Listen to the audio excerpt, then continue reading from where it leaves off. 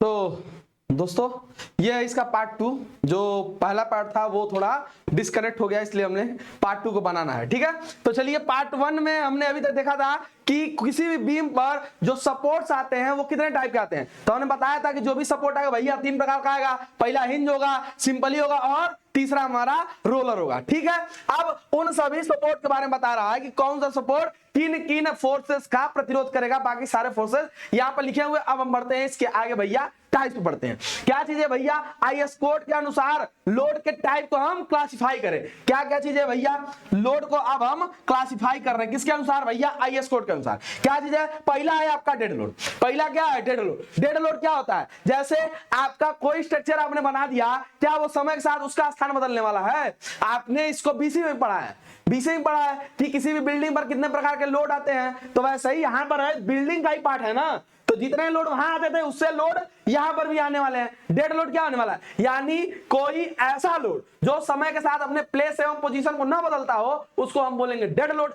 जैसे आपका बीम का हो गया, कॉलम का हो गया, वाल का हो गया। ठीक, ये सब क्या है, ये सभी आपके डेड लोड के अंतर्गत है। जैसे टेबल है, मेज है, विंडो है, खिड़की है, मतलब आपका वेंटिलेशन है। ठीक है, तो ये जितने भी टाइप्स हैं सब क्या है, आपके डेड लोड के अंतर्गत आने वाले हैं। ठीक है, इसके बाद जब आपका डेड लोड हो गया, उसके बाद आपका आता है चल बात, यानी लाइव लोड। लाइव लोड भैया क्या आने वाला है, जो समय के साथ क्या हो, अपने प्लेस को बदलता हो। जैसे हमारा लोड क्या है, इस समय यहां पर है, कुछ समय बाद यहां पर हो जाएंगे, कुछ समय बाद फिर यहां पर हो जाएंगे। यानी समय के साथ हम अपने प्लेस को, यानी हमारा जो लोड है, कभी यहां लगा, कभी वहां लगा, कभी वहां लगा, जो समय के साथ अपने लोड को जगह जगह बदलता है, उसको हम बोलेंगे भैया ये क्या है, संचलित भार है, यानी लाइव लोड है। ठीक है, उसका बाद विंड लोड। वायु के द्वारा जब भी किसी भी स्ट्रक्चर पर या बीम पर कोई भी लोड आता है, तो उसको हम क्या बोलते हैं, ये भैया विंड लोड है। क्लियर है। इसके बाद आपका आता है भूकंपीय लोड। जब भी किसी भी एरिया में भूकंप आता है, तो भूकंप के कारण क्या उत्पन्न होता है, आपका लोड उत्पन्न होता है, उसको हम बोलते हैं भूकंपीय लोड। क्लियर है। उसके बाद आपका आया प्रवाह भार। क्लियर है। ये सारे क्या है, लोड के टाइप है, यानी कोई भी स्ट्रक्चर है उस पर कितने प्रकार के लोड आ रहे हैं, उनके बारे में ये पूछा गया। आपके एग्जाम में 2 नंबर में या 3 नंबर में ये पूछा जाए, मतलब पूछने की संभावना है कि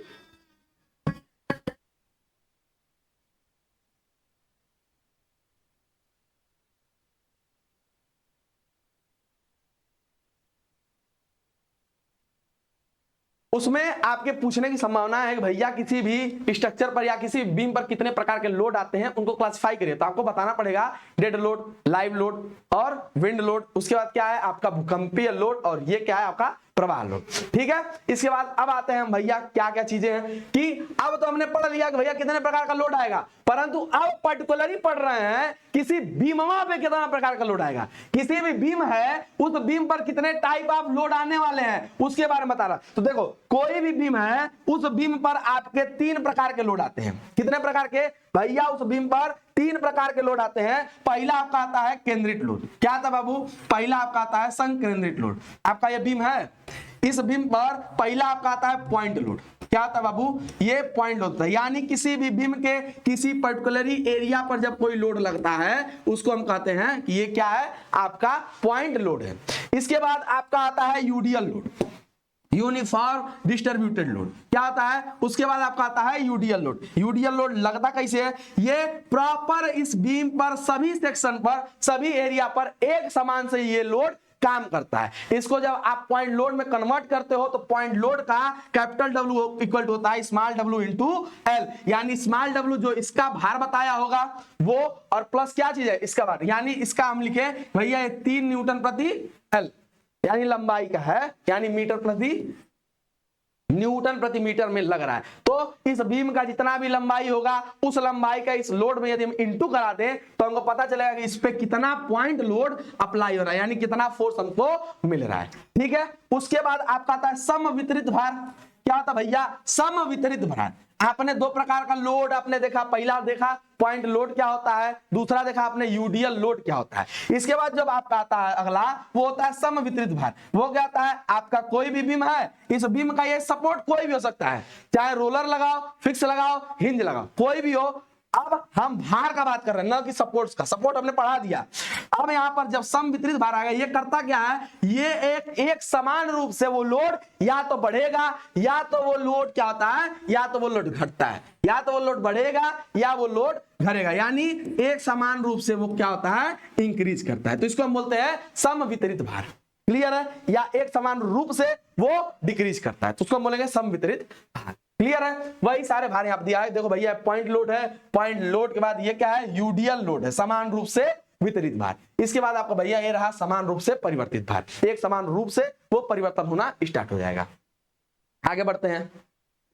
इसके बाद अब आपका आया शियर फोर्स एवं बेंडिंग मोमेंट में संबंध। बाबू ये क्वेश्चन अधिकतर शायद पिछली बार या किसी पेपर में पिछली बार में आपके एग्जाम में पूछा गया था कि भैया आप हमको बेंडिंग मोमेंट एवं शियर फोर्स में संबंध बताइए।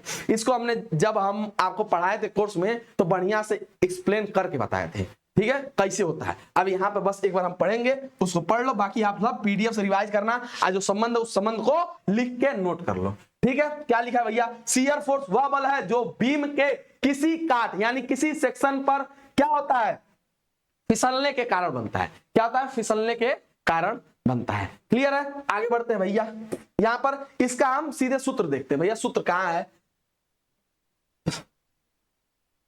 अब ये शियर फोर्स के बारे में बता रहा है कि जो शियर फोर्स होता है कहां से, मतलब किस डायरेक्शन से यदि लग रहा है तो वो क्या होगा। यदि हम शियर फोर्स जो आप निकालते हो एसएफडी बीएमडी, ये उसका कॉन्सेप्ट बता रहा है, ठीक है। जब आप आगे एसएफडी बीएमडी निकालोगे या बनाओगे तो उस समय बताया जब आप शियर फोर्स कैलकुलेट करोगे, यदि आप किसी भी बीम पर, यदि आपका कोई बीम यहां पर है, आपका मान लो यहां पे कोई भी बीम का है, किसी भी बीम का, यदि इस पे आपका कोई लोड अप्लाई है, चाहे पॉइंट लोड हो चाहे यूडियल लोड हो, यदि आप राइट साइड से, क्या चीज, राइट साइड से इसका कैलकुलेशन करोगे तो राइट साइड से जो अपवर्ड फोर्स होंगे, जो क्या होंगे, अपवर्ड फोर्स होंगे, उनको आप पॉजिटिव लोगे, जो आपके डाउनवर्ड फोर्स होंगे उनको आप निगेटिव लोगे। ये तो बताया लेफ्ट साइड, इधर बता रहा है, ये किधर बता रहा है, लेफ्ट साइड से। और जब उधर से आओगे राइट साइड की तरफ से, तब जो अपवर्ड फोर्सेस होंगे उनको आप निगेटिव लोगे, यानी जो फोर्स सही से जाएगी उसको निगेटिव लोगे, और जो फोर्स आपके डाउनवर्ड आएंगे उनको क्या लोगे, हमेशा पॉजिटिव लोगे।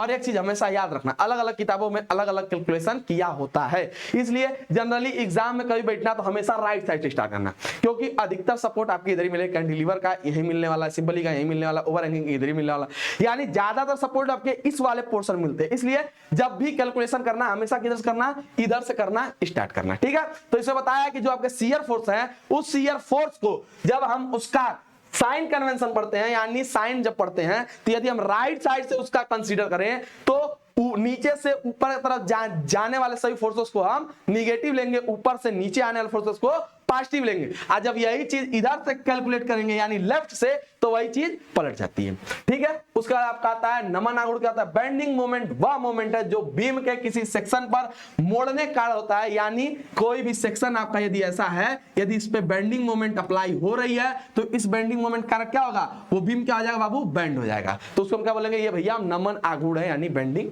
मोमेंट है। क्लियर है? इसका भी साइन ऑफ कन्वेंशन पढ़ लो भैया। ये क्या बोल रहा है, इसमें भी जब भी कैलकुलेशन करना, कहां से करना, आप हमेशा राइट साइड से करना है। जब भी कैलकुलेशन करना हमेशा किधर से करना, राइट साइड से करना। राइट साइड से क्या बोल रहा है भैया कि जब भी अपवर्ड आना तो उसको आप निगेटिव लेना, यानी जब भी आप क्लॉकवाइज मोमेंट को मतलब कैलकुलेशन करोगे तो उसको आप निगेटिव लोगे, ठीक है। आज जब भी आप एंटी क्लॉकवाइज कैलकुलेशन आप लोगे, हमेशा उसको क्या लोगे, पॉजिटिव लोगे। ये क्या है, उसका साइन कन्वेंशन है जो आपको न्यूमेरिकल में काम देगा भी, ठीक है। इसके बाद ये लोड है, कैसे उनके ग्राफ बनते हैं, क्या फिगर बनता है, कौन सा आपको रेक्टेंगल मिलता है, कौन आपको ट्रायंगल मिलता है, वो सारी चीजें यहाँ पर लिखी हुई है, एक बार देख लेना, समझ में आएगा, ठीक है। उसके बाद यहां पर अब जो अगला आ रहा है, अगला क्या है भैया कि आपके भार में, कर्तन में और नमन आघूर्ण में, यानी शियर फोर्स में और बेंडिंग मोमेंट में एवं लोड में क्या संबंध है, उस संबंध को ये पूछा है। क्या पूछा है, उस संबंध को ये पूछा है। हाई सूत्र एकदम मुंह याद रखे रहना, ये जो सूत्र है इन सूत्र को हमेशा मुंह याद रखे रहना। क्या भैया, शियर फोर्स और भार में क्या संबंध है, पहला जो आपका डिफिनीशन दिया है भैया, शियर फोर्स एवं भार में क्या चीज संबंध है उसके बारे में। किसी भी बीम के किसी सेक्शन पर यदि शियर फोर्स ग्रेडियंट यानी ढाल उस सेक्शन पर लगने वाले लोड के क्या होता है, बराबर होता है। क्लियर है, आगे बढ़ते हैं। ये रहा, उसके बारे में बताया है। ठीक, यहां पर लिखा है बेंडिंग मोमेंट। बेंडिंग मोमेंट कहता क्या है भैया, देखो सिंपल सी बात है, यहां पर आपने जो यहां लिखा है, देखो यदि हम इसको निकालने का प्रयास करें तो आपको एक चीज यहां पर मिल रही है। क्या मिल रही है, डी बाई डी एक्स। सूत्र को देखो कैसे याद करोगे, यहां पर देखो डी बाई डी एक्स किसका निकाला भैया, शियर फोर्स का निकाला है। शियर फोर्स का निकाला है, किसके बराबर है, माइनस डब्ल्यू के। क्लियर है, इतना सब क्लियर है ना कि यहां से माइनस डब्ल्यू के भैया ही बराबर है, यानी लोड के बराबर। शियर फोर्स का यदि हम डिफरेंशिएशन करते हैं यानी अवकलन करते हैं तो भैया वो लोड के निगेटिव है, मतलब लोड के निगेटिव बराबर है। ठीक, जब यहीं पर बेंडिंग मोमेंट में आते हो तो बेंडिंग मोमेंट में जब बेंडिंग मोमेंट का डिफरेंशिएशन करोगे तो वो किसके बराबर हो जाएगा, आपके शियर फोर्स के। यानी जब यहां पे डिफरेंशिएशन आप किसका करोगे बाबू, बेंडिंग मोमेंट का, यानी यहां पे कर दो डिफरेंशिएशन आप किसका, बेंडिंग मोमेंट का। जब बेंडिंग मोमेंट का डिफरेंशिएशन करो किसके बराबर हो जाएगा, ये हो जाएगा आपके शियर फोर्स का। पूछा क्या है, बेंडिंग मोमेंट, शियर फोर्स और लोड में संबंध बताओ। तो ये रहा बेंडिंग मोमेंट, ये रहा शियर फोर्स, ये रहा लोड, इन तीनों को आपस में मर्ज कर दो। जब मर्ज करोगे तो एक चीज देखने को मिल रहा है, क्या चीज भैया, सर जी यहाँ पर एसएफ निकाले हैं, यहाँ पे हमारा एसएफ दिया है, यानी इसके वैल्यू को यहाँ पे पुट कर दें तो हमको संबंध मिल जाएगा। अब संबंध कैसे मिलने वाला है, कुछ ना करो, बस उठा के यहाँ पर लिख दो। क्या चीज लिखोगे, यहां पर देखो ये रहा D by D x. Clear है, यहां पे क्या चीज है, एसएफ है, यानी शियर फोर्स है, और शियर फोर्स किसके बराबर है, आपके बेंडिंग मोमेंट के डिफरेंशिएशन के बराबर है। यानी यहां पर तब क्या हो जाएगा, डी यहां पर हो जाएगा बीएम अपान में डीएक्स। क्या हो जाएगा, डीएक्स किसके बराबर होगा बाबू, ये हो जाएगा आपके लोड के। क्लियर है, इसमें तो भाई किसी को मतलब समस्या नहीं होगी। आपने जो भी शुरुआत का पहला आपने पढ़ा उसमें क्या पढ़ा कि भैया शियर फोर्स का जो भी डिफरेंशिएशन होता है वो हमारे लोड के निगेटिव होता है, यानी अपोजिट होता है। ठीक है, फिर आपने जो अगला पढ़ा है, क्या पढ़ा है कि जब भी हम बेंडिंग मोमेंट का डिफरेंशिएशन करेंगे यानी अवकलन करेंगे तो वो हमारे शियर फोर्स के बराबर होता है। तो शियर फोर्स यहाँ है, शियर फोर्स यहाँ है, शियर फोर्स का मान उठा के हमने पुट कर दिया। ये हो गया हमारा इक्वेशन 1, ये हमारा इक्वेशन 2, यानी इक्वेशन 2 के मान को इक्वेशन फर्स्ट में हमने पुट अप कर दिया। ये हमको मिला तो इसको सॉल्व करने तो आपको आता है, यानी डिफरेंशिएशन का उसने एक और बार डिफरेंशिएशन किया है। क्या चीज, उसने डिफरेंशिएशन का एक और बार डिफरेंशिएशन किया है, तो यानी क्या हो जाएगा, ये आपका हो जाएगा डी स्क्वायर बीएम, यानी बेंडिंग मोमेंट अपान में डीएक्स स्क्वायर। होगा कि नहीं होगा, इक्वल टू माइनस डब्ल्यू। ये क्या है, यही आपका रिलेशन है। यही रिलेशन आपको 5 नंबर में बार बार पूछा जाता है। ठीक है, ये रिलेशन आपको बार बार पूछा जाता है, एग्जाम में आपको बार बार देखने को मिलेगा। ये रिलेशन कैसे निकालें, आपके सामने हमने निकाला है, बस 2 लाइन है, फिर से हमारे साथ एक बार लिखने का प्रयास करो। लिखने का प्रयास करोगे याद हो जाएगा। पहला संबंध आपने क्या पढ़ा भैया कि पहला जो रिलेशन है कि भैया हम डिफरेंशिएशन कर देने किसका, शियर फोर्स का, तो हमको क्या मिल रहा है भैया, हमको लोड मिल जा रहा है। क्या मिल रहा है, हमको लोड मिल रहा है। क्लियर है, हमको लोड मिल जा रहा है। दूसरा क्या पढ़े हो कंडीशन, दूसरा हमने पढ़ा है कि यदि हम बेंडिंग मोमेंट का डिफरेंशिएशन कर दें तो हमको क्या चीज मिल जा रही है, हमको मिल रहा है शियर फोर्स मिल रहा है। ये हमारा हुआ इक्वेशन फर्स्ट, ये हुआ इक्वेशन 2। इक्वेशन फर्स्ट में इक्वेशन 2 को हमने पुट अप कर दिया, हमको ये वाली रीडिंग मिल गई। अब हम इसको यदि सॉल्व कर दें तो सॉल्व करने में क्या होगा, यहां पर हो जाएगा D into D square by BM, यानी 2 बार डिफरेंशिएशन किसका होगा, बेंडिंग मोमेंट का होगा। 2 बार डिफरेंशिएशन होगा हमारे किसका, बेंडिंग मोमेंट। या ये आपने पढ़ा होगा सेकेंड अवकलन, पढ़े होगे तुम लोग अपने कॉलेज में, ये पढ़े होगे सेकेंड, यानी जब आप लोग वो पढ़ोगे मैथमेटिक्स सेकेंड, उसमें ये था। क्लियर है, ये क्या है, उसका रिलेशन है, यहां पर दिया भी होगा, यहां पर वो चीजें लिखी भी हुई हैं। क्लियर है, आगे बढ़े। अब यहां से आपको स्टार्ट होता है यूनिट 4। यूनिट 4 से पहले हम चाहेंगे मतलब एक क्वेश्चन भी करा दें आपको, क्या बोलते हैं, एसएफडी बीएमडी का, ताकि आप लोग को थोड़ा बहुत कॉन्सेप्ट लग जाए। बाकी हमने कराया हुआ है, बस जो बच्चे नए हो वो भी थोड़ा जान जाओ मतलब कैसे लगता है। यहां पर है, यहां पर आपका क्या लगा है, मान लेते हैं हम पहला कैंटिलीवर बीम ले रहे हैं, ये रहा आपका। इस पे हम यदि लोड लिखना चाहें तो इस पे हमने लोड मान लो हम लगाते हैं, यहाँ पे ये लग गया हमारा 10 न्यूटन, यहाँ पे लगा है हमारा 10 न्यूटन। क्लियर है, हम पॉइंट लिखते हैं, ये हुआ पॉइंट ए, ये पॉइंट बी, ये पॉइंट सी। इसके बीच का ये जो डिस्टेंस है ये हमारा 2 मीटर, ये क्या है हमारा 2 मीटर। क्लियर है, ये हमारा फिगर दिया रहेगा, इसी पे हमने अभी पॉइंट लोड लगाया है। यदि यही चीज यूडीएल में आती तो यूडीएल में क्या करते तुम, उसको भी ध्यान से सुनो। यहाँ पे ये चीज जो भी दिया वो क्या देगा, ये दे देगा 4 मीटर, यहाँ पे लगा देगा यूडीएल, यूडीएल का बोलेगा कि इसको सॉल्व करो। तो यूडीएल को पहले तुम पॉइंट लोड में कन्वर्ट कर दो। पॉइंट लोड में कन्वर्ट करने का आपको मान दिया रहेगा कि भैया ये 5 है और मतलब मीटर के हिसाब से है, तो इस 5 में जब 4 से इंटू कराओगे तो 5 चौका 20, यानी हाई तब यूडीएल को मिटा देना है। यूडीएल क्या करना, मिटाने के बाद सीधे इसे पॉइंट लोड लगाना सेंटर पर। यहाँ पे क्या होगा, इसके आगे 2, इसके पीछे 2 और इसको क्या कर देना 20 न्यूटन, बस यूडीएल देगा। तो यदि तीसरा क्वेश्चन क्या आता है, तीसरा क्वेश्चन इसी टाइप में आएगा, ऐसे आ जाएगा। यहाँ पे आपका यहाँ तक यूडीएल लोड प्रोवाइड होगा और यहाँ पे आपका पॉइंट लोड लगा देगा। ठीक, जब यहां से यहां तक का डिस्टेंस आपको देगा, भैया यहाँ पर 4 है, यहां से यहां तक आपका 2 है, इस पे जो यहाँ पे जो भी लोड आपको दिया रहेगा कुछ मत करना, इसको उठा के बस पॉइंट लोड में कन्वर्ट कर दो। जब इसको पॉइंट लोड में कन्वर्ट करोगे तो 5 चौका 20, क्योंकि आपको पता है कैपिटल W इक्वल टू क्या होता है, small w into L. L क्या है, ये स्मॉल w क्या है, ये है। हमको लोड निकालना है पॉइंट लोड, तो पॉइंट लोड में कन्वर्ट करने के लिए जो भी लोड दिया रहता है उसमें हम उसकी लेंथ से इंटू कराते हैं, यानी 20 आया 4 के आधे पे, यानी यहाँ पे लाओगे, यहां से यहां तक का डिस्टेंस कितना होगा 2। ठीक है, यहाँ पे ला क्या करोगे, यहाँ लिख दोगे 20 न्यूटन, यानी ये किस में कन्वर्ट हो गया, आपके पॉइंट लोड में कन्वर्ट हो गया। ठीक है, यहां से एक पॉइंट यहां तक थी, ये भी 2 हो गया, यहाँ पर 2 हो गया। अब जो कैलकुलेशन करोगे सारा का सारा कैलकुलेशन अब इसकी तरह होने वाला है, क्योंकि हमने इसको पॉइंट लोड में कन्वर्ट कर दिया। कैसे होगा, चलो लिखना स्टार्ट करते हैं हम लोग। सबसे पहले आपके पास यदि फिगर मिलता है तो इस फिगर में हम निकालते हैं कि भैया रिएक्शन कितना लग रहा है। लोड तो है पर लोड पे कितना रिएक्शन निकल रहा है।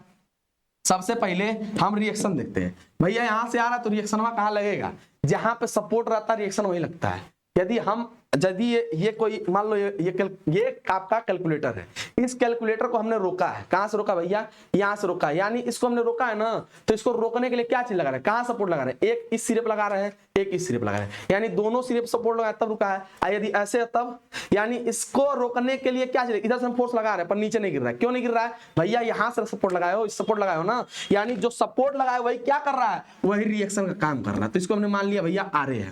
तो भैया इक्विलिब्रियम के कंडीशन में, समतुल्य की स्थिति में पहला स्टेप लिखोगे, पहला स्टेप क्या लिखोगे, इक्विलिब्रियम की कंडीशन में क्या हो जाएगा आपका, ये क्या होंगे, ऊपर से आने वाले सभी फोर्सेस का सम या नीचे से जाने वाले सभी फोर्सेस का सम इक्वल टू 0।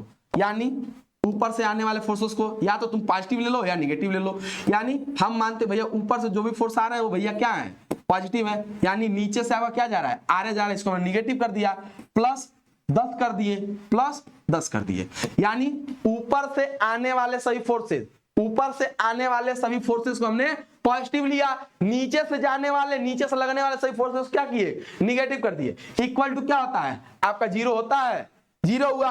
अब कुछ ना करो, इस आर को उठा के उधर भेज दो, आर को उधर भेज दो, इन दोनों को जोड़ दो, तो ये क्या आएगा, आर इक्वल टू क्या आ जाएगा बाबू, ये आएगा 20 न्यूटन। क्लियर है, इसमें शायद किसी बच्चे को दिक्कत नहीं होगा। अब इसके बाद कैलकुलेट करेंगे हम क्या चीज, शियर फोर्स। और शियर फोर्स कैलकुलेशन में हमने क्या बताया, जो चीज आप राइट साइड से जब कैलकुलेशन करोगे तो राइट साइड से जब भी ऊपर से कोई भी फोर्स आएगा उसको आप पॉजिटिव लोगे, यानी ऊपर से आने वाले फोर्स को आप क्या लोगे, पॉजिटिव लोगे, और नीचे से ऊपर जाने वाले को निगेटिव लोगे। इतनी चीजें तो आपने पढ़ी हैं। अब क्या चीज करते हैं, अब यहां पर निकालते हैं, कैलकुलेशन करना स्टार्ट करते हैं। सबसे पहला निकालेंगे क्या चीज भैया, इस पे हम निकालते हैं टिल और एट, यानी सबसे पहले हम निकालेंगे एस एफ कहां पे, टिल पॉइंट बी, क्या चीज, पॉइंट बी, यहां लिख लो, पॉइंट लिख लो। तो क्या पॉइंट बी के पहले कोई लोड है, क्या पॉइंट बी के पहले कोई लोड है, तो बोलोगे नहीं सर पॉइंट बी के पहले तो लोड नहीं है, तो यानी पॉइंट बी के पहले कोई लोड नहीं है तो 0 कर दो। हम बोले सर जी पॉइंट बी पे कोई क्या लोड है, तो बोलोगे S F at point B, क्या चीज, एट पॉइंट बी।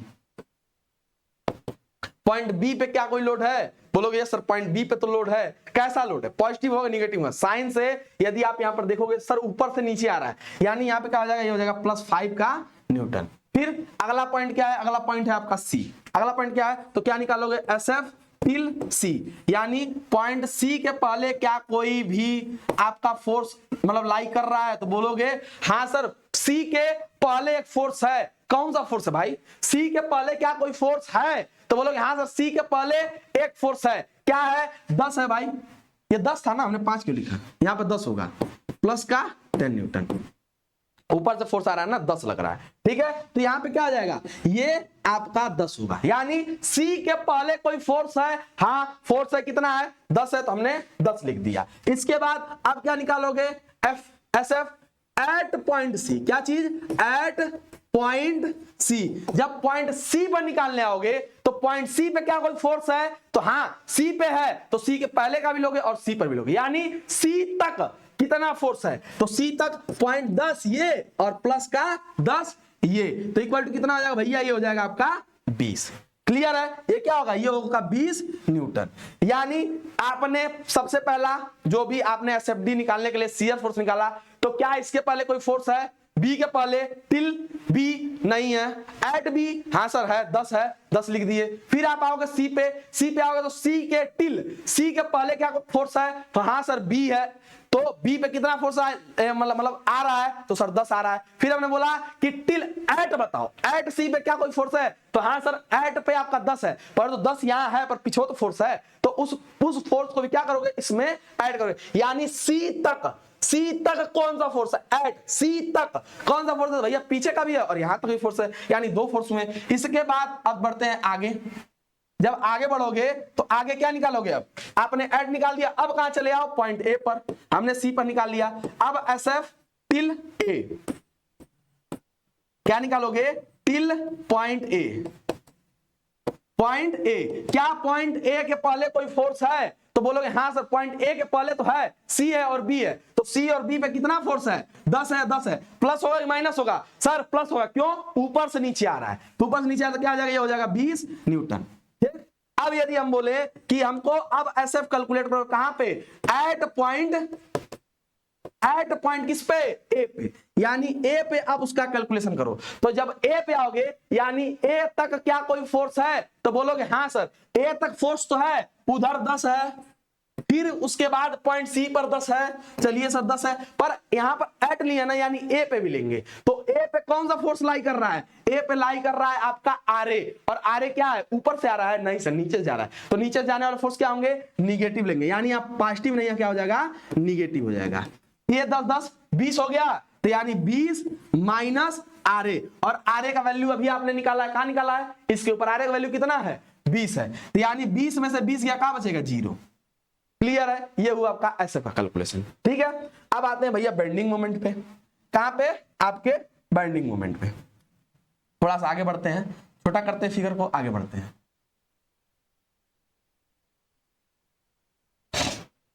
ये आपने कैलकुलेशन कर लिया एसएफ का, ठीक है।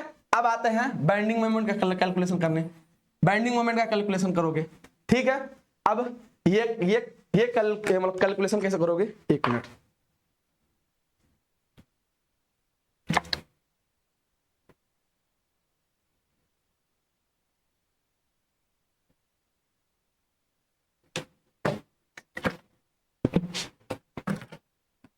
अब स्टार्ट करते हैं बेंडिंग मोमेंट का। देखो बेंडिंग मोमेंट पे ऊपर से आपने पढ़ा होगा कि भैया जो भी यदि हम राइट साइड से मतलब इधर से कंसीडर करें तो जो ऐसे फोर्स आएंगे, क्या एंटी क्लॉकवाइज, उनको हम लेंगे पॉजिटिव। जो क्लॉकवाइज लगेंगे, जो क्या लगेंगे? ऐसे लगेंगे, क्लॉकवाइज लगेंगे, उनको हम लेंगे निगेटिव। उनको क्या लेंगे? उनको लेंगे हम निगेटिव। क्लियर है? अब यहां पर फोर्सेस लगाना स्टार्ट करते हैं। उल्टा तो नहीं है, निगेटिव उल्टा। एक बार को हम थोड़ा चेक कर लें।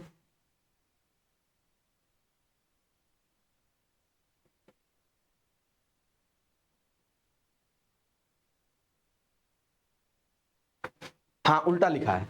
जो एंटी क्लॉकवाइज पड़ेगा उसको हम लेंगे निगेटिव, उसको क्या लेंगे? निगेटिव। जो क्लॉकवाइज पड़ेगा उसको हम लेंगे पॉजिटिव। क्लियर है? अब आपने यहां पर जब आपने एसएफ का कैलकुलेशन किया उसमें आपने टिल निकाला, एट निकाला, परंतु जब आप बेंडिंग मोमेंट का मतलब करोगे तब यहां पर आप केवल पॉइंट पे करोगे, यानी पॉइंट बी पे कितना बेंडिंग मोमेंट है, पॉइंट सी पे कितना है और पॉइंट ए पे कितना है, इसका कैलकुलेशन आप यहां पर करते हो।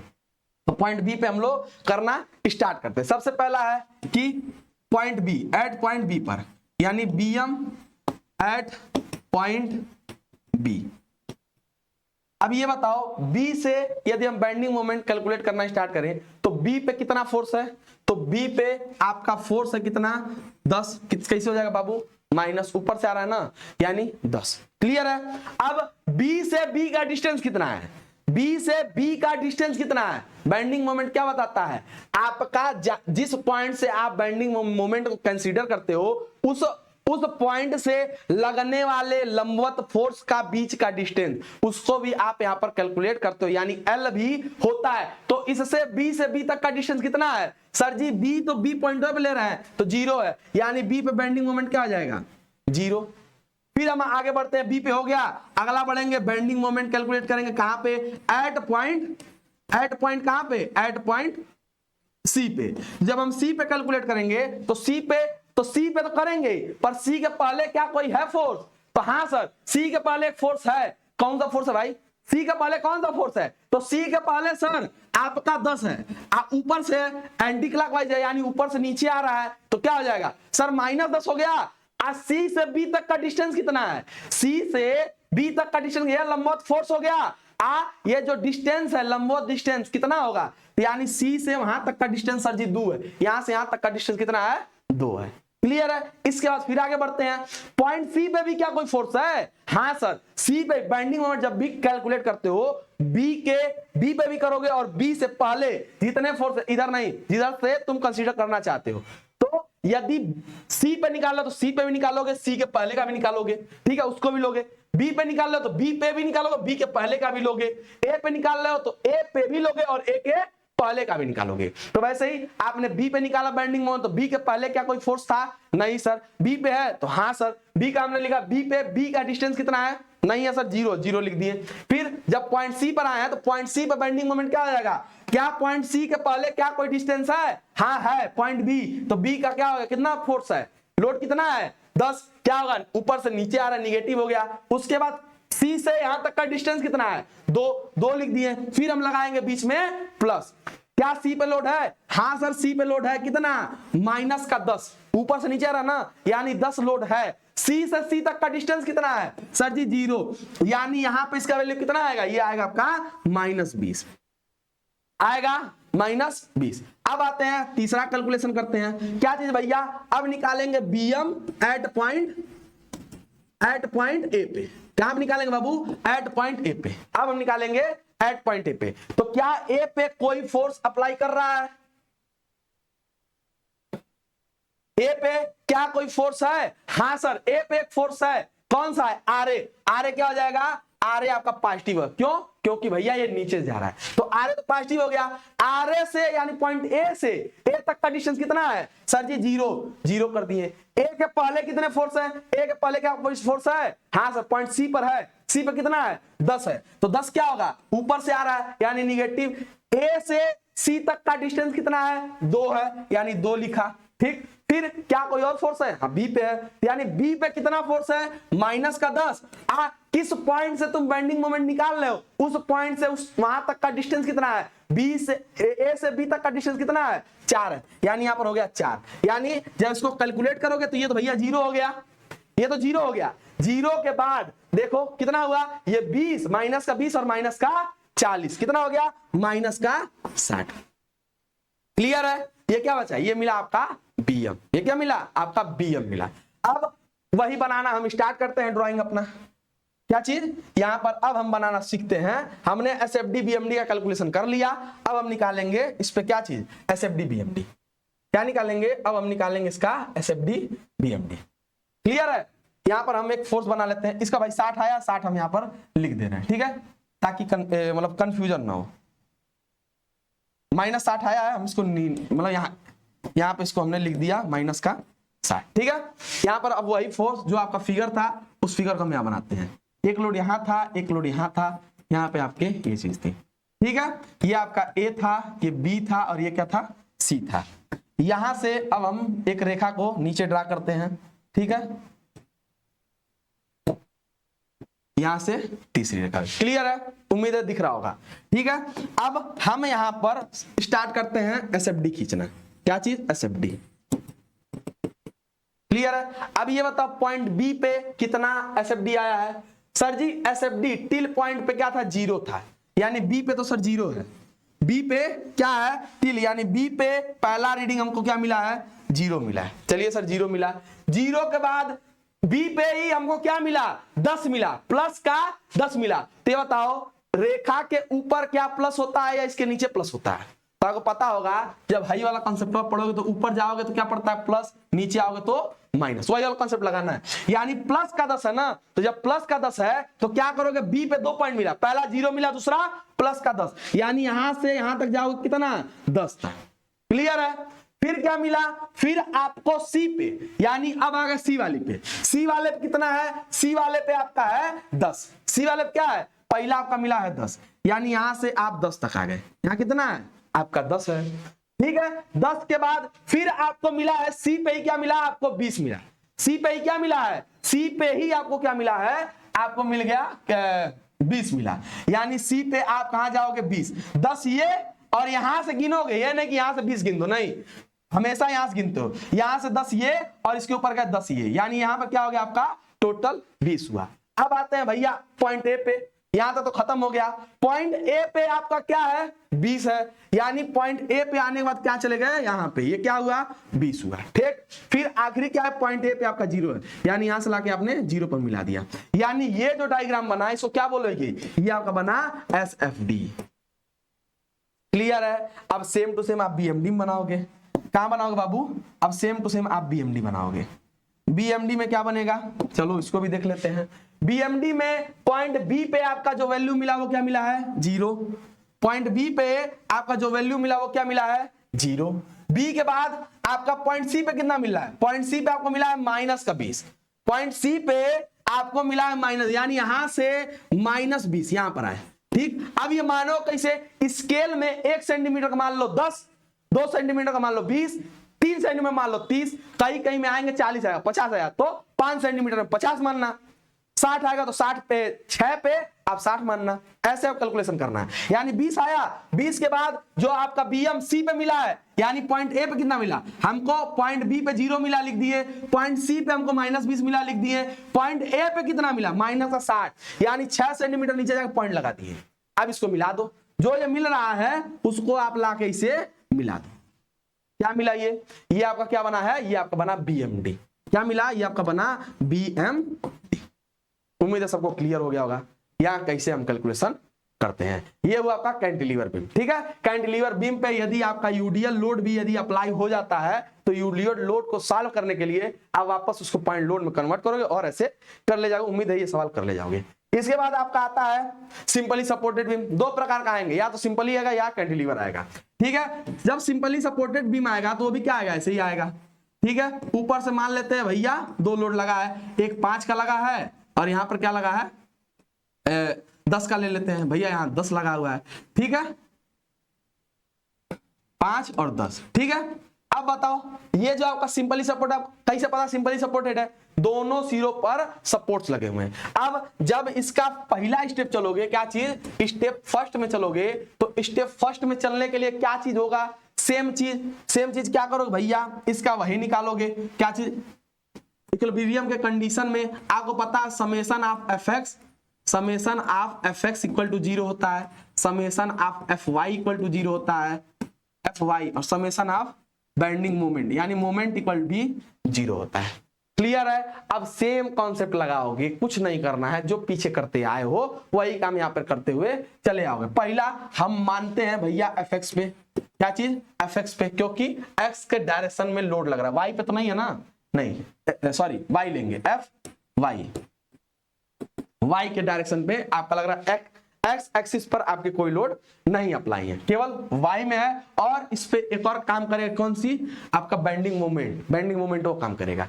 तो ठीक है, तो इसको निकालने के लिए जब हम इस कंडीशन में आएंगे तो आपको पता है ऊपर से आने वाले सभी फोर्सेस और नीचे से जाने वाले सभी फोर्सेस का सम 0 होता है। यानी हम इसको यदि RA ले लें, इसको हम RB ले लें, तो जब यहाँ पे कैलकुलेशन करना स्टार्ट करोगे तो कैसे हो जाएगा भैया, यहाँ पर इसका डिस्टेंस हम छोड़ दिए हैं, यहाँ लिख लो 2 मीटर, यहाँ लिख लो 2 मीटर, यहाँ लिख लो 2 मीटर।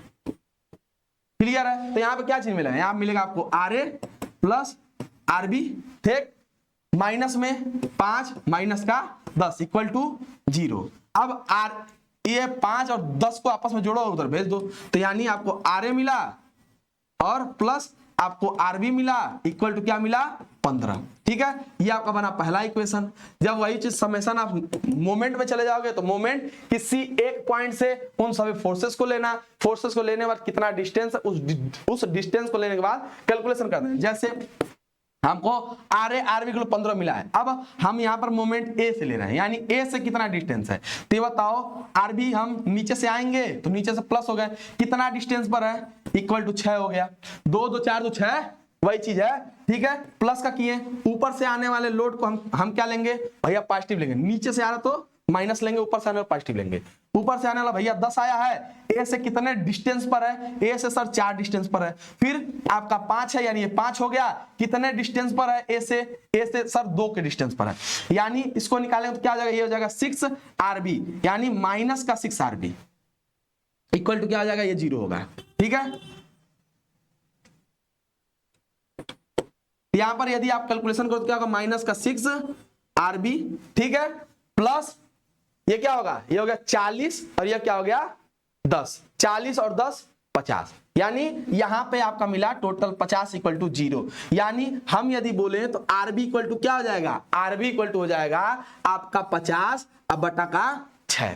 ठीक है, 50 में 6 से भाग दे दो, कितना आएगा बाबू, 50 से यदि हम 6 में भाग दे दें तो कितना आएगा,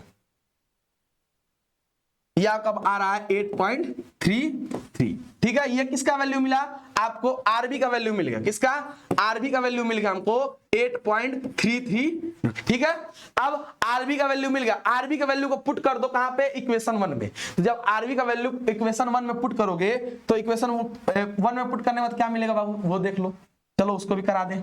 जब इसका वैल्यू इसमें पुट करोगे तो RA इक्वल टू RB को उधर भेजोगे तो 15 माइनस 8.33 आएगा, यानी जब आप 15 माइनस 8.33 करोगे तो कितना आ रहा है, ये आपको मिल रहा है 6.67। यानी आपको ये चीज पता चल गया कि भैया हमारा RA कितना है, RB कितना है, यानी आपका ये जो बीम था इस बीम पे RA का वैल्यू पता चल गया कितना है, RB का वैल्यू पता चल गया कितना है। तो ये बताओ ऊपर से आने वाले लोड सिर्फ वही SFD निकालोगे, कैसे निकालोगे, पॉइंट B के उधर कितना लोड है, पॉइंट B पे कितना लोड है, पॉइंट C के उधर कितना लोड है टिल पे, पॉइंट 8 पे, 8 मतलब पॉइंट C पे कितना है, फिर पॉइंट D के उधर कितना लोड है उसको करो कैलकुलेट, फिर पॉइंट मतलब पॉइंट D पर कितना है, फिर पॉइंट A के टिल कितना है और पॉइंट A यानी 8 पर कितना है। ठीक, ये हो गया, फिर आप आओगे BMD का, यानी BMD का करोगे कैलकुलेशन, उसका करोगे कैसे हो जाएगा, इसको मानोगे यानी पॉइंट बी पर आप BMD निकालोगे तो पॉइंट बी के पहले क्या कोई लोड है, नहीं है, पॉइंट बी पर है, हाँ सर पॉइंट बी पर है, बी से बी का डिस्टेंस सर 0 है तो 0 लगाओ यानी बी पर 0 मिलेगा। फिर आप आओगे पॉइंट सी पर, सी के पहले क्या कोई लोड है, हाँ है, यानी RB इंटू जितना डिस्टेंस है 2 का 2 ले लो, यानी RB इंटू 2 क्या माइनस RB इंटू 2। ठीक है, उसके बाद जैसे ही लगेगा फिर क्या होगा आपका प्लस लगेगा, प्लस पॉइंट सी पे लोड है, हाँ सर लोड है प्लस का 10 इंटू सी से सी का डिस्टेंस 0, तो यानी सी से सी का डिस्टेंस 0, यानी इसका जो RB का वैल्यू उठाना पुट करना, जो भी 2 है 2 से इंटू कराना निगेटिव वैल्यू आएगा। फिर वहां से D का भी ऐसे निकालोगे, यानी D से मानोगे तो D के पहले का जितना उसको निकालोगे, फिर D पर है उसको लगा के 0 कर देना। ठीक है, फिर आप A का निकालो, यानी यहां से आप क्या निकाल लोगे, आपका SF का कैलकुलेशन, BM का कैलकुलेशन, सेम ऐसे रेखा को ऐसे गिरा देना, न्यूट्रल एक्सिस खींचना, जो भी रीडिंग्स आएंगी यदि पॉजिटिव होगा ऊपर जाना, निगेटिव होगा इसके नीचे चलते हुए चले जाना। क्लियर है, ऐसे आपका SFD BMD का कॉन्सेप्ट यहां पर खत्म होता है। आपने सिंपली सपोर्टेड पढ़ लिया, कैंटिलीवर पढ़ लिया। ठीक है, जो भी आएगा सब इसी पे आने वाला है।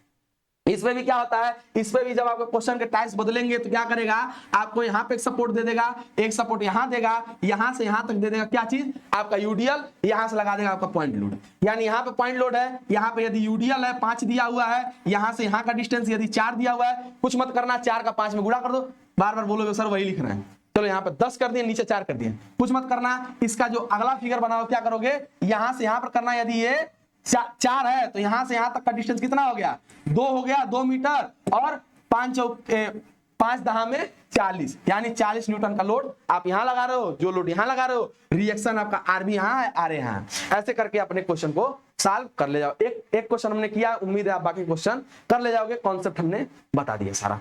अब इसके आगे बढ़ते हैं भैया कहां पे, अपने अगले लेक्चर पे, यानी यूनिट 4। अब आपका यूनिट 4 क्या है, अब इस यूनिट 4 में आपके कुछ मेन छोटे मोटे कॉन्सेप्ट हैं, उनको हम लोग समझते हैं, उसके बाद हम लोग आगे बढ़ेंगे। आपका जो चौथा है, चौथा यूनिट क्या बोल रहा है भाई, अब इसमें बता रहा है शुद्ध सरल नमन क्या होता है, यानी प्योर बेंडिंग मोमेंट क्या होता है। अब प्योर बेंडिंग मोमेंट क्या होता है, जब भी किसी बीम पर आप मोमेंट अप्लाई करते हो, मतलब बेंडिंग, यानी जब भी कोई भी धरन है उस पर जब भी मोमेंट अप्लाई करते हो क्या होता है, बेंड होता है ना, यानी बेंडिंग मोमेंट उत्पन्न होती है। तो वही चीज बोल रहा है कि वो जो बेंडिंग मोमेंट है वो शुद्ध कब होगा, यानी शुद्ध बेंडिंग मोमेंट कब बोलेंगे। तो प्योर बेंडिंग मोमेंट वह अवस्था है जब बीम केवल मोमेंट के कारण झुकता है, शियर फोर्स नहीं अप्लाई होता है, यानी उसके अंदर का जो शियर फोर्स है वो अप्लाई नहीं होगा, केवल क्या होता है, वो केवल बेंड करता है, यानी केवल उस पर बेंडिंग मोमेंट यदि वर्क कर रहा है तब उसको बोलेंगे भैया ये शुद्ध बेंडिंग मोमेंट है। ये डिफिनीशन है, 2 नंबर में पूछा जाता है, 2 नंबर में आपके एग्जाम में पूछे जाते हैं भैया शुद्ध बेंडिंग मोमेंट क्या होता है। तो शुद्ध बेंडिंग मोमेंट बताना कि प्योर बेंडिंग मोमेंट वह अवस्था है जब बीम पर केवल मोमेंट के कारण, क्या, जब बीम पर केवल मोमेंट के कारण वो झुकता है और शियर फोर्स नहीं होता है, तो उसको हम बोलते हैं भैया ये क्या है, प्योर बेंडिंग मोमेंट है। विशेषता क्या भैया, विशेषता है बीम पर केवल मोमेंट लग रहा है, यानी इस पे केवल मोमेंट अप्लाई होता है, शियर फोर्स का मान क्या होता है, आपका शून्य होता है।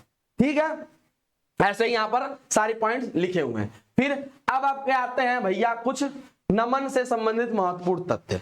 क्या दिया है, सबसे पहला जो आपका दिया है, ये आपके टिप्पणी में आएंगे, जो आता है ना टिप्पणी कीजिए, टिप्पणी कीजिए, उस टिप्पणी में आपके ये सारे क्वेश्चन आते हैं, किसमें, 2-2 नंबर में, 1.5 नंबर में, 1 नंबर में, ये सारे क्वेश्चन पूछे जाते हैं। पहला है उदासीन असतह। ठीक है, अब भैया कुछ फिगर दिए हैं, इस फिगर को थोड़ा एनालिसिस करते हैं भैया क्या चीज दी हुई है। चलो, यहां पर आपको हमारा पास एक बीम है, क्या भैया, ये बीम है। आपको इस बीम में यदि हम चौकोर बनाने का प्रयास करें तो आप सबको पता है चौकोर हमारा ऐसे बनेगा, क्लियर है, ये बीम है। इस बीम पर यदि लोड अप्लाई हो रहा है, क्या हो रहा है, इस बीम पर यदि लोड अप्लाई हो रहा है, बेंडिंग मोमेंट यदि काम कर रहा है, तो ये लोड, ये बीम क्या होगा, बेंड होगा। लोड काम कर रहा है, बेंडिंग मोमेंट काम कर रहा है, तो जिसके कारण क्या होगा, इसमें सैगिंग उत्पन्न होगा। जब इस बीम में सैगिंग उत्पन्न होगा तो वो बीम क्या होगी, कुछ इस प्रकार से बेंड होगी ना, यानी ये कुछ बीम ऐसे बेंड हो गई। ठीक है, ये बैंड ऐसी हुई है तो यानी इसका भी कुछ ना कुछ पोर्शन होगा जो क्या होगा, ऐसे दबेगा। क्लियर है, यदि इसके अंदर के पोर्शन को हम बनाना चाहें तो ये कुछ ऐसे बनेगा।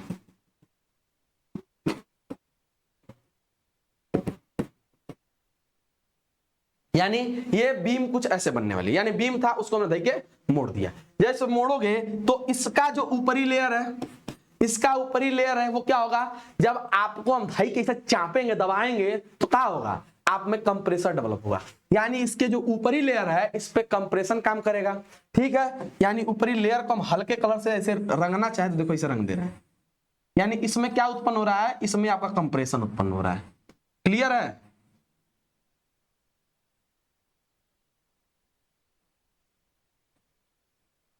इसके ऊपरी वाले लेयर में क्या हुआ, कंप्रेशन आ गया। यही सेम चीज आपके निचली वाले लेयर में क्या होगा, यहां पे आपका टेंशन काम करेगा। क्या चीज, आपका टेंशन काम करेगा।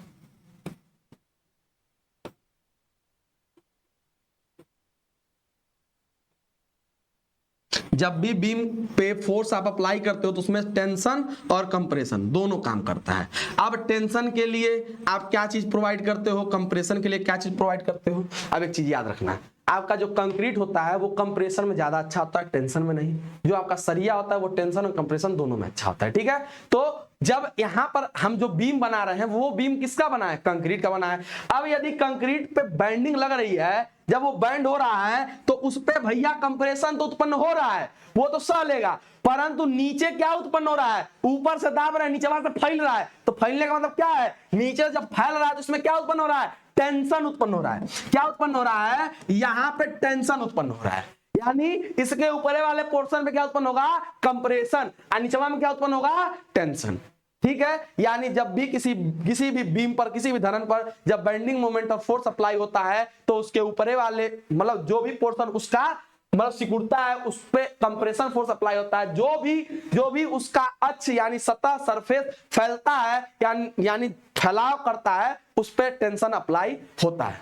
क्लियर है, इतनी बात समझ गए होंगे। इसके बाद आपका इसी में एक एक्सिस होता है। क्या एक्सिस होता है बाबू, एक एक्सिस ऐसा होता है जिसपे न तो आपका कंप्रेशन वर्क करता है न ही आपका टेंशन वर्क करता है, जिसको हम लोग कहते हैं क्या चीज, इसको कहते हैं हम लोग न्यूट्रल एक्सिस।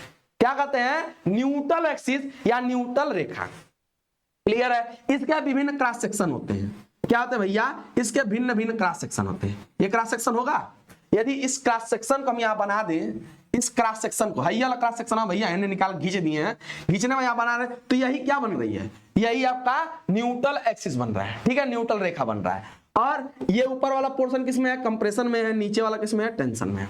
ठीक है, अब इसी में क्या आता है, एक और टर्म आप पढ़ना मतलब पढ़ोगे, क्या चीज पढ़ोगे वो टर्म हमने बता दिया। सबसे पहले हमने क्या पढ़ा भैया, उदासीन सतह क्या होता है, उदासीन सतह क्या होगा, जहां पे न ही आपका क्या कंप्रेशन काम करे न ही आपका टेंशन काम करे। क्या से लिखा है, पढ़ लो भैया, बीम का वह हिस्सा है जो बेंडिंग के दौरान कोई तनाव स्ट्रेस महसूस नहीं करता है, ना ही पे कंप्रेशन फोर्स काम करी ना ही पे टेंशन काम करी, तो उसको हम क्या बोलेंगे भैया, वो उदासीन अक्ष होता है।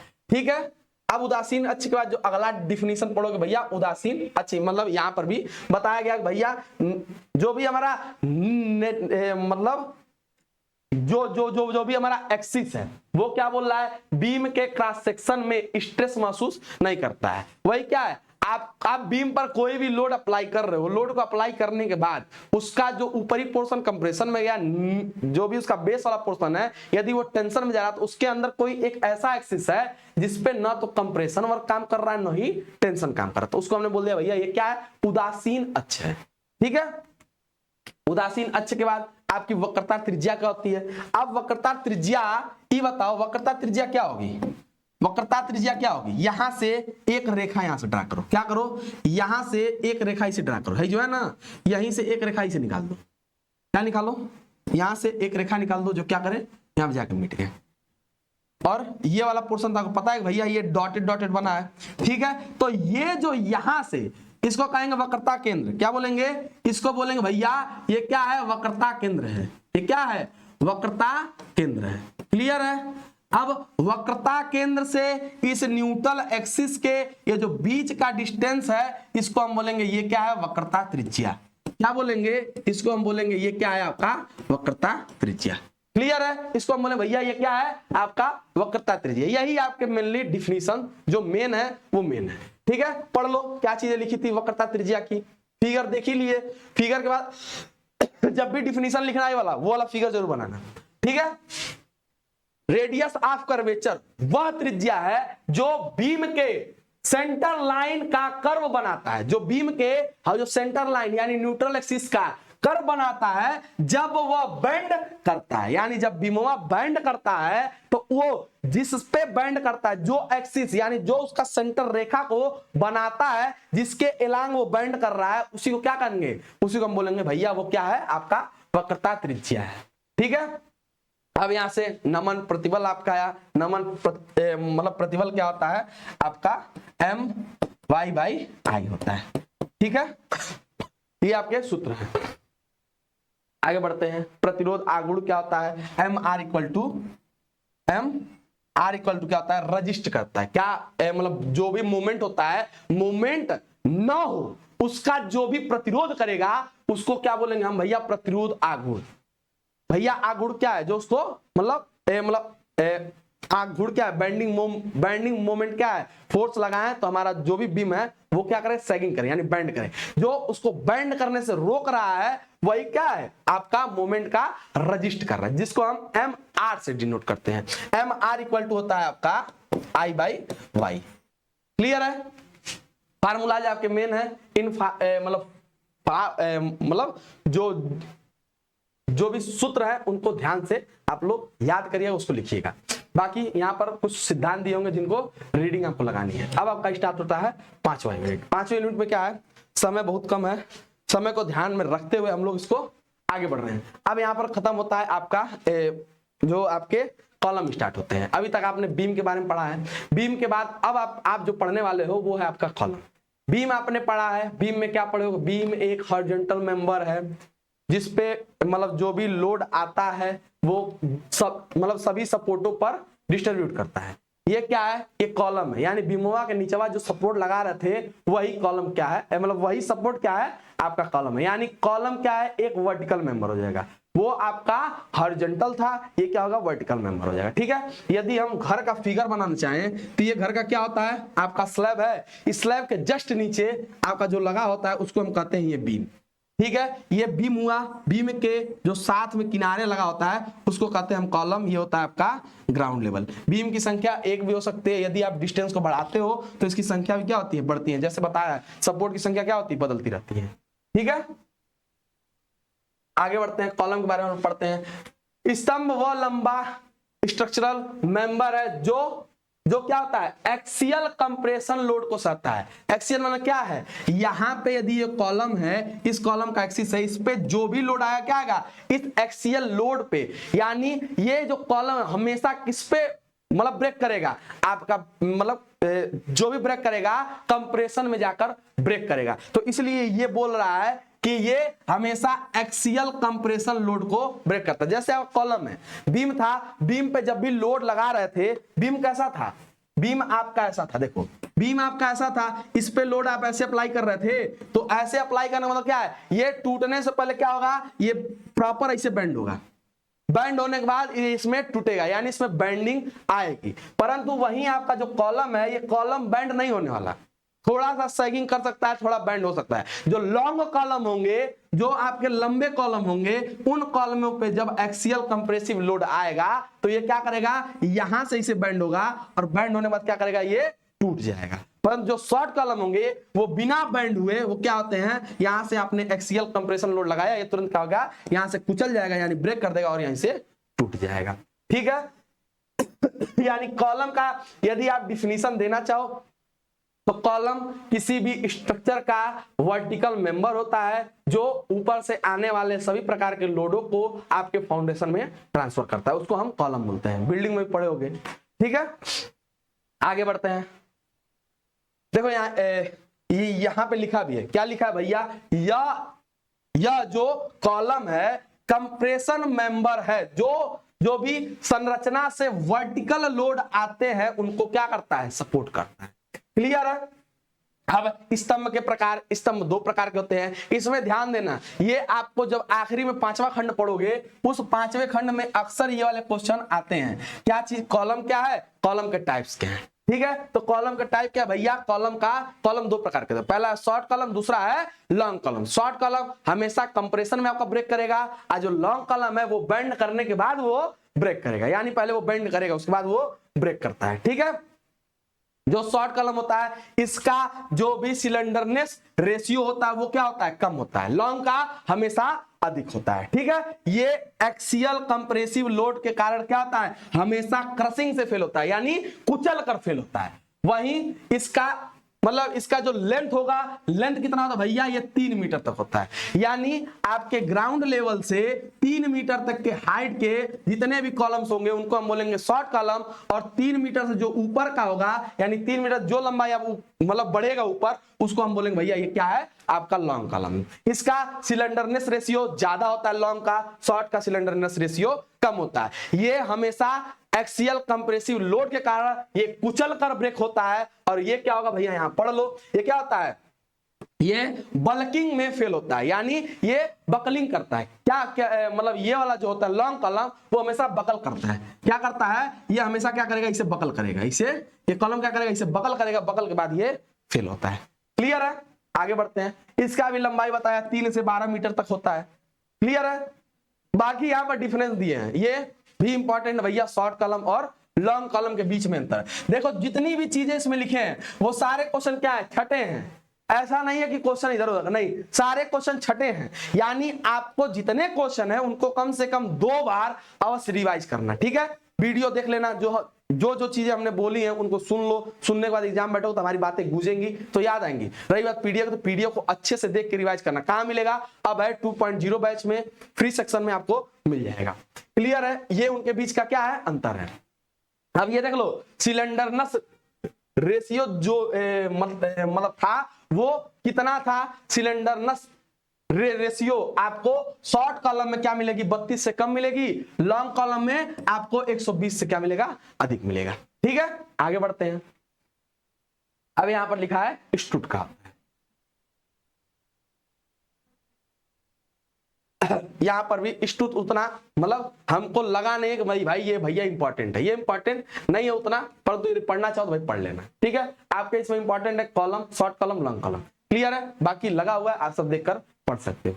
ठीक है, अंक का सफल होना। बाकी अब यहाँ पर जितने भी इंपॉर्टेंट चीजें थी, जो भी न्यूमेरिकल थे, हमने वो सारी चीजें बता दी हैं। बाकी इसमें से कोई हमको इंपॉर्टेंट उतना लग नहीं रहा है। लास्ट, रेडियस ऑफ ग्रेडिएशन, इसका ये वाला सूत्र याद रखो। इसका जो सूत्र होता है R इक्वल टू होता है √I/A। ये सूत्र हमेशा थोड़ा सूत्र याद रखना। जब भी थ्योरी लिखने जाना, यदि सूत्र याद है, उस सूत्र को आप उस पर अप्लाई करोगे तो ज्यादा आपको इफेक्टिव देखने यानी असर देखने को मिलेगा। ठीक है, बाकी सारी चीजें तो वही हैं, एक बार हम भी देख लें, कुछ छूटा तो नहीं। बढ़िया। रैंकाइन आपसे पूछ सकता है, रैंकाइन क्या है? रैंकाइन देखो, जो शॉर्ट कॉलम है और लॉन्ग कॉलम उन्हीं पर डिपेंड करता है। रैंकाइन का है और किसका है? एक और है आपके, रैंकाइन है और एक है आयलर है। आयलर जी और रैंकाइन जी, ये केवल सूत्र पूछेगा। न्यूमेरिकल बहुत रेयर है कि पूछेगा। न्यूमेरिकल जब भी आपका आता है, पहला से आता है, दूसरा से आता है और आपके तीसरा से आता है। ठीक है, इसमें बहुत रेयर है कि आपका ये रैंकाइन और आयलर का पूछे, न्यूमेरिकल पूछे। सूत्र आपसे पूछे भैया आयलर क्या है, तो आयलर का जो भी आपका सूत्र होता है वो क्या होता है? P इक्वल टू होता है पाई का स्क्वायर इंटू E इंटू आई। ठीक, अपान में आपका हो जाता है LE का इफेक्टिव लेंथ। ये L नहीं है, जो आपका L आता है ये L है, L नहीं है, ये इफेक्टिव L है। इसको जब हमने ग्रुप में पढ़ाया था मतलब पेड में, तो उसमें आपको एक चार्ट प्रोवाइड किया था। उसी चार्ट से आप इस LE का वैल्यू निकालते हो। ठीक है, यदि सिंपली सपोर्टेड है तब क्या होगा? आपका दोनों तरफ हिंज है तब क्या होगा? दोनों तरफ फिक्स है तब क्या होगा? यानी उस पे हमने बताया था कि ये LE कैसे निकलता है। क्लियर है? अब ये रहा आपका LE। इस पे न्यूमेरिकल आता नहीं है, इसीलिए हमने यहाँ पर लगाया नहीं है। रेयर होगा जो आएगा, वरना नहीं आने वाला। ठीक है, ये सूत्र आपको याद रखना है, याद डिफिनीशन आपको रखना है याद। उसके बाद जब आप अगला आएंगे रैंकाइन में, तो रैंकाइन में भी आपको क्या याद रखना है? आपका सूत्र याद रखना है। इसमें भी क्या होता है? P इक्वल टू होता है PC बाई हो जाएगा 1 प्लस अल्फा इंटू L/R का स्क्वायर। क्लियर है? बाकी यहाँ पे आपका ये चीज खत्म होता है। उम्मीद है कि जैसे आपने बाकी सारे पेपर्स को सॉल्व किया, वैसे ही आप मैकेनिक्स ऑफ मटेरियल का पेपर भी फाड़ कराओ। ठीक है, तो हमारी शुभकामनाएं आपके साथ रहेंगी। हमेशा आप सफल होइए और पेपर में नाम कर आइए। सबको राधे राधे।